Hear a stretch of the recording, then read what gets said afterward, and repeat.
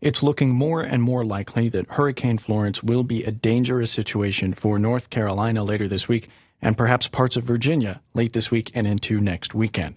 Here's the latest track for Florence from the National Hurricane Center, and I'll point out a few things to keep in mind as we look at this. Florence had already strengthened into a major Category 4 with sustained winds of up to 150 miles per hour near the eye. Unfortunately, it does not look like there's much that would weaken it before it reaches land, so they're going to feel the effects of Florence at the North Carolina coast, perhaps starting as early as late Wednesday and then really deteriorating through the day Thursday. Landfall now appears most likely between the North Carolina and South Carolina border and up to Cape Lookout. But when you look at this, the impacts of a hurricane spread well away from the center. So even if landfall does not occur on the Outer Banks, they're still going to deal with some level of wind and storm surge and rainfall. For inland areas like Central Virginia, the timeline of our threats and the magnitude of our threats are still somewhat unclear, but we could be dealing with more than one weather hazard over multiple days.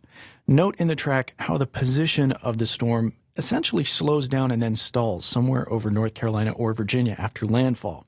And that takes us through Friday, Saturday, and maybe even into Sunday.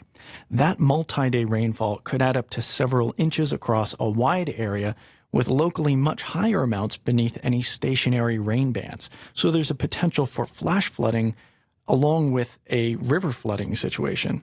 Florence's winds are also a concern. They will be weakening after landfall, but could still be strong enough to knock over trees and cause power outages. But exactly how far inland those winds get and for how long, that is unclear as of Monday. But if you haven't already, take some time to storm-proof your property and review your family's disaster plan and kit. You'll find more of those tips here on Richmond.com, and we'll have more of this throughout the week as we fine-tune the details about what Florence will mean for Central Virginia. I'm John Boyer, meteorologist for the Richmond Times-Dispatch.